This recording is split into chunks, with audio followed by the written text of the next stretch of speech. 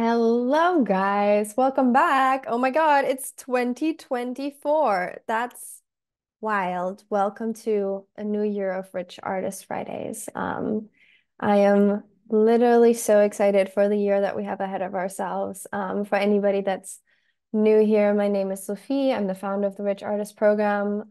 We've been doing this for almost a whole year straight. We're coming up on 52 weeks. I think within the next 2 months we'll be there. I founded the Rich Artist Friday program because rich as in abundant, because I want all of the artists that follow me to be encouraged to go after the abundance that they want, not in terms just of resources, but also in terms of opportunities that they want, the type of clients that they want to work with, the abundance and visibility that you might be craving, and also abundance in terms of knowledge and confidence to run a successful business and to view yourself as an entrepreneur just as much as an artist, and to preserve that balance that is very hard for a lot of us to strike. At least for me, that was the case for a long time until I hired my own coaches and hired other people to teach me how to do that.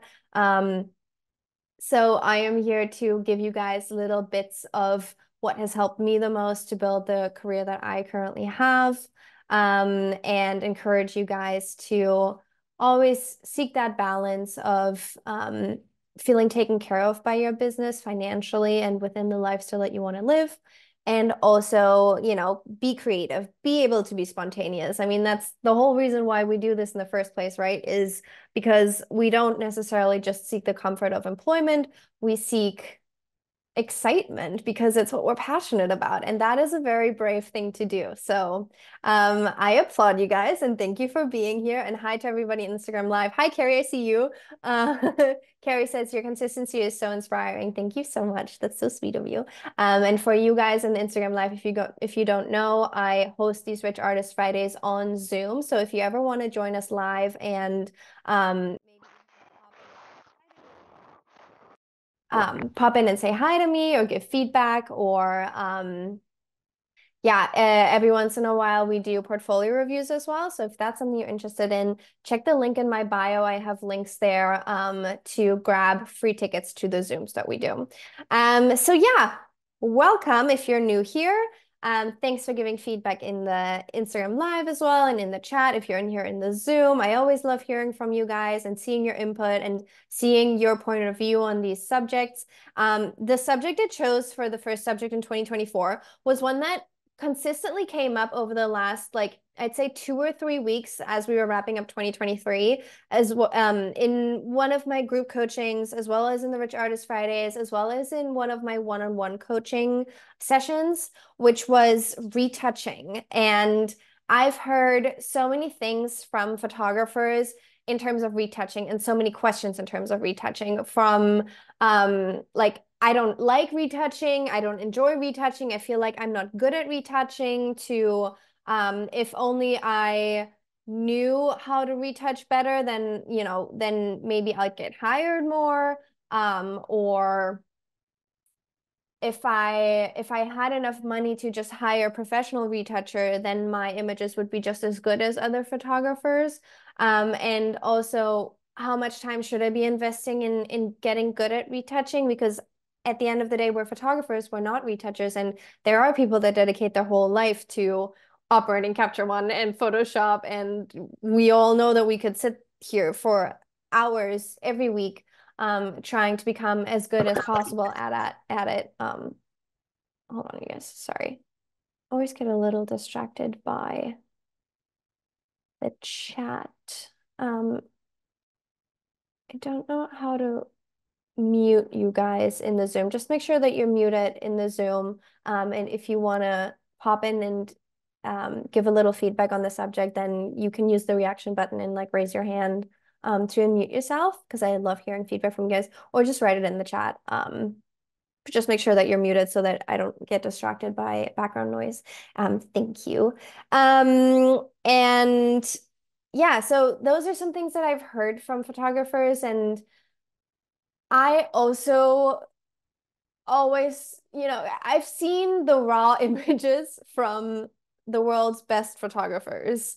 And they are not that far from a lot of people's work. That doesn't mean that they're not absolutely amazing at what they do, and that they have earned their position in the industry and the jobs that they get trusted with. Um, but post-production does play a huge role in, sorry guys, in how commercially viable your images end up being. And we did some portfolio review. I'm so sorry, you guys. Hold on one second. Sorry, that just distracted me so much. I recently I've been getting some weird, I think, bots in my Zooms that then halfway through the live will unmute themselves and be really loud and like, yeah, I'm gonna have to look into how to not let that happen anymore. Um,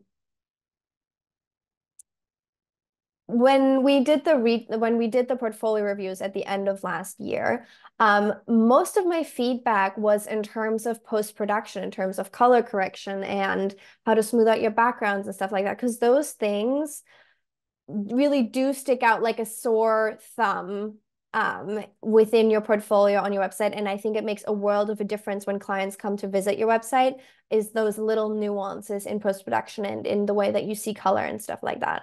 Um, so I want to talk a little bit on like how necessary is it to be good at post-production, how much time you should be investing in it, and also how to motivate yourself to get better at it. But before I do that, I wanted to tell you guys sort of the story of my progression in post-production because I thought it was very interesting. Now, I'm not saying that you guys have to do it exactly like I did, but I think it's important to understand the impact that being good in post-production can have on the quality of your images. Um, at least for me, that was the case. And I think it also made a huge difference in terms of how much effort I had to put into to pull new commercial clients when my post-production got better. So when I first transitioned, is my life still going? Sorry guys, this is all going on today. When I first transitioned from assisting to freelance photography, I obviously there was a big chunk of income that all of a sudden got cut out from what I was doing.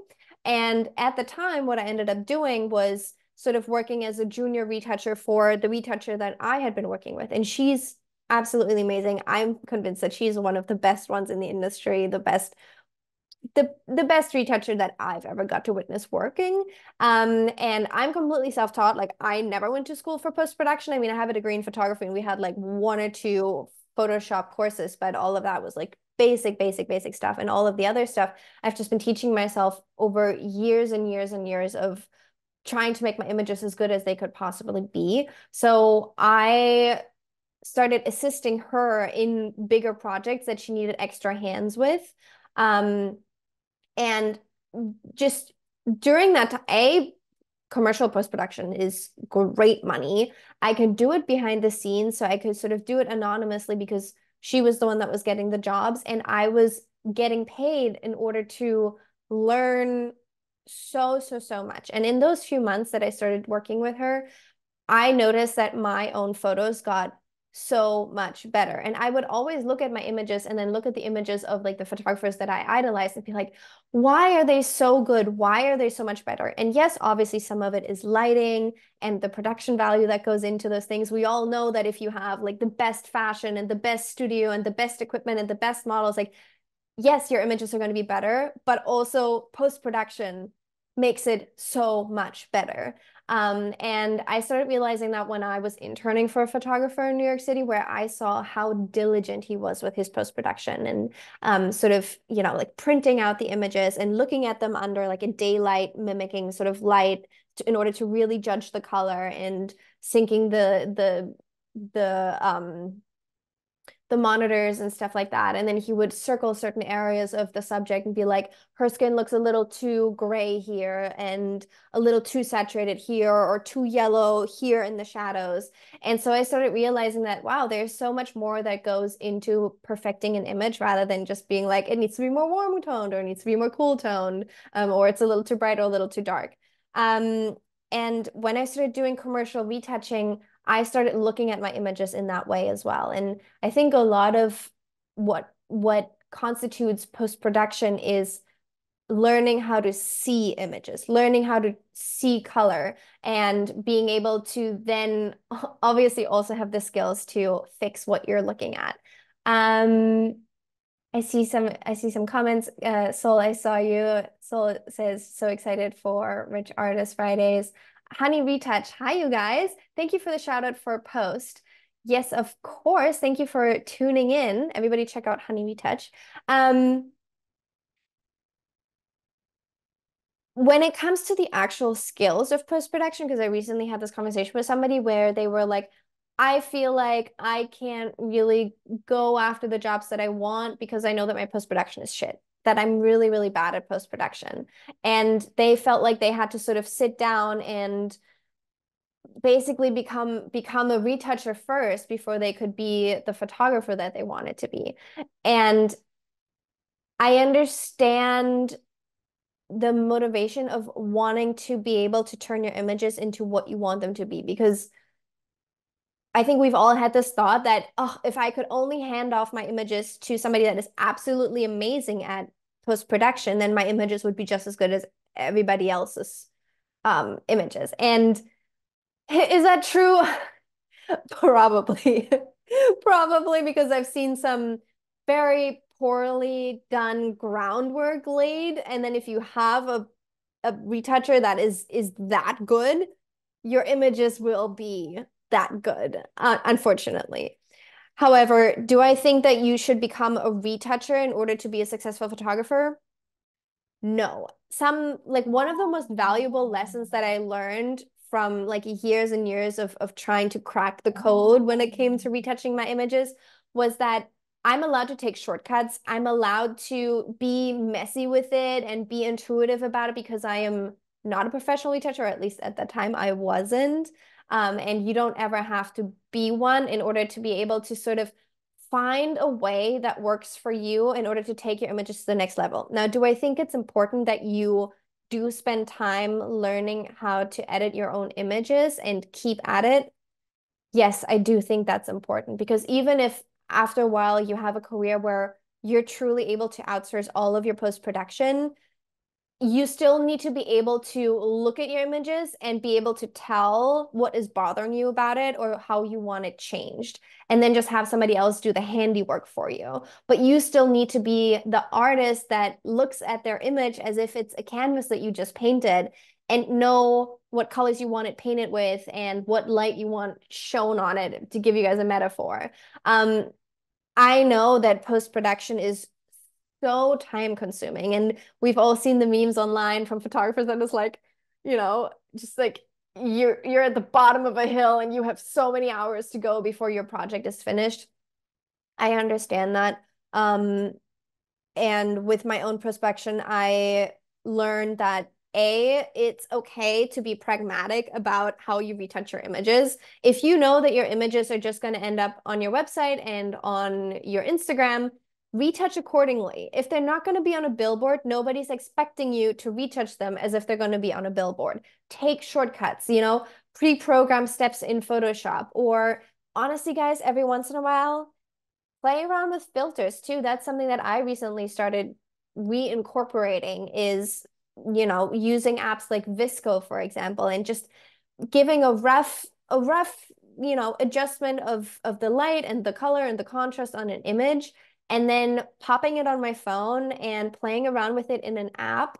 Who says that that's not that's not professional enough if it allows you to create a look that satisfies you? You're the artist and it's your image. And I think the whole journey, the whole progression of you becoming the best photographer that you can be is also being able to, you know, to be in charge of your image and where it ends up, and like the stage of post-production that you want it to be. And if you're not having fun with creating a look for your final image and putting those extra hours into perfecting what you have created, I think you're sort of taking your power away from yourself in terms of yes, you're a photographer, but you're also an artist. This is your image. So you should be in charge of it and you should care for it. Something that helped me when I was still very, very slow when it came to post-production and making an image absolutely perfect is, you know, those like one or two images from a shoot that you're just so in love with? Allow yourself to just perfect those two. And maybe even just show the world those two images. I'd rather see your two favorite shots from a shoot that you spent a couple of hours actually taking to the level of post-production that you aspire to have your work at than seeing like 15 images from that shoot. And also, I think if you start if you start attacking the problem from that perspective, your website will look a lot better. You know, take down a few images and just make the few ones that you have on your website absolutely perfect because you will be judged by those minor like those minuscule details that aren't taken care of in post-production. Um, because it'll show that you don't have the infrastructure of people helping you perfect your projects.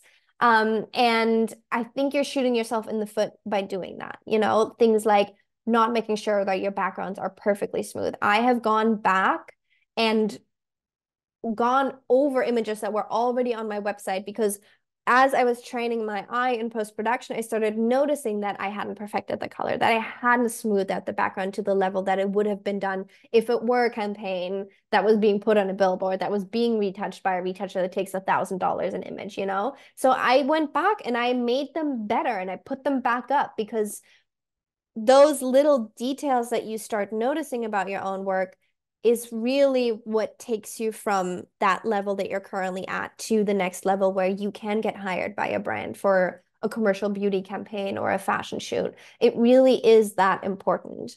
Um, Now, if you are starting to feel pressured by the fact that you're like, oh, I feel like I'm at the bottom of a hill. I have such a long way to go before I'm good enough at post-production where my images will look that good.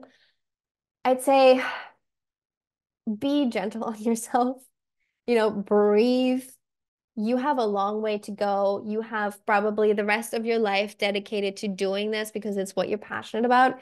It's allowed to be a long, long, long progression of getting progressively better one step at a time. And every time that you do sit down and you spend time sort of taking your images to the level where you want it to be, it's worth it because what really makes the difference between semi-professional and professional, commercial, you know, global brand campaigns, if that's what you want, is those like 1% details. And I have learned that through watching professional retouchers, retouch campaigns like, you know, all of the Rihanna, Savage X Fenty, Savage X Beauty, MAC Cosmetics, House Labs, like you name it, you know. I've seen the behind the scenes of what goes into it. It's absolutely fascinating. And it's important. And your images should be your baby. You know, your images are your baby, so you should care with how much attention to detail they're worth after you've taken the image. And I understand that that is a lot of labor of love, but I hope that this can motivate you guys to keep at it and to not give up and to reincorporate post-production as a process that is absolutely vital to you getting your portfolio where you know it can be. And I'm not encouraging you guys to become professional retouchers. And I hope for all of you guys that at some point you'll be at the level where you're only instructing others to make your images look the way that you want them to look. But in the meantime, it is absolutely worth keeping at it and perfecting your skills and training your eye to see what isn't quite where you want it to be yet about your images. I got a question in the Rich Artist Friday that we did like the last one of 2024, and it was like like where can I go to learn? Like where can I go to train myself? And I don't know about you guys, but I hate nothing more than YouTube Photoshop tutorials. Like, I think it's some of the most boring stuff. And the problem with that is also that like I could learn as many skills as I could possibly learn and still not know if the tutorial that I'm watching is actually gonna take my images in the direction that I want to take them. So a tip that I had was to watch Adobe Lives on Behance or on YouTube. If you guys just Google like Adobe Live, yeah, or Behance, they have like specific videos for Photoshop where they invite artists to just show their workflow.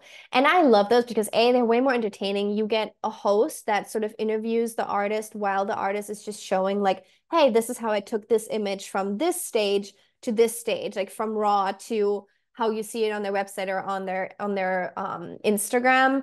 And I think it's actually worth so much more than just the technical skill because the artist, they're not Photoshop professional most of the time. They're professionals at their craft, but they have adapted a way of utilizing these programs to get their artistry to where they need it to be. And that is so much more inspiring to and so much more helpful to get an insight into as another artist. I myself have done a couple of Adobe Lives, and if you just Google my name, Adobe Live, they'll pop up. I've done a couple in German, but quite a few in English as well, where I show like this is what I pay attention to when I do beauty retouching. This is what I pay the most attention to when I do fashion apparel retouching. And the way that I retouch, guys, there's probably smarter, faster, more efficient ways of doing some of the things that I want to do. Like I said, I'm completely self-taught, but I've kept at it to the extent where I've always been able to acquire the skills that I have needed in order to satisfy the way that myself in the way that my images look. Does that make sense? Like the more that I spend time looking at other people's retouching, learning from the retoucher that I worked under, the more I was looking at my own images and it was like, oh, that's where I'm not good enough yet. Those are the details that I hadn't previously noticed. Like I could look at my images and be like, yeah, it's not 100% like the campaign that I see on this billboard that this other photographer shot, but why? And I don't know if you can relate to this, but like that irks me when I look at my images and I'm like, it could be better. It could be better. Like become possessive over your images again. Start caring again about the level of perfectionism that you take your images because ultimately you're already so talented and you're putting in so much work and effort and time into being the best photographer that you can be. Then I'd say pay respect to the amazing images that you do take by caring about what happens after you've taken them and sort of what final version the world gets to have of your images. Because I know I just said that like I've gone back and retouched some images that I had on my website that I still love, but I was like, that background is so splotchy now that I look at it, or like I can tell that I didn't quite hit the skin color where it should be. And I've like gone back and like reworked them. But my aspiration is always to have an image be at its final perfect version, need to be pretty happy with it before I publish it because I don't want there to be like 20 different versions of different colors and different contrasts of an image that I've taken out there floating around the internet. I'd rather ideally just have that one version and also just send that one version to the modeling agency and to the model and have them post the same version on their Instagram because it's like a painting. Like you should have done the final brush stroke before you give it to somebody. You know, it should be done because that's your art and you're sort of putting your signature underneath it. Um, but yeah, so I hope that encourages you guys to A, keep at it. And another really important thing that I want to say before we hop off is I hope that I can motivate you guys to find a way to enjoy this process again. Now, don't get me wrong, like I used to also be that person that's like, I hate post-production. It's my least favorite part of my job. I wish somebody else would just do it for me. Like I also felt like it was taking up the most hours of any task that I was doing in my business, and I was resenting it.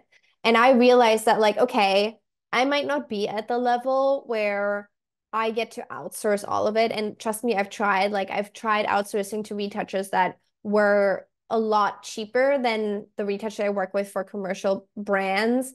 And it was so much delegating. And in the end, my images ended up being so much more somebody else's images that didn't have at all the sort of gauge of perfect imperfections that I was looking to obtain in post-production, that it really there really was no shortcut at the point in my career where I was standing.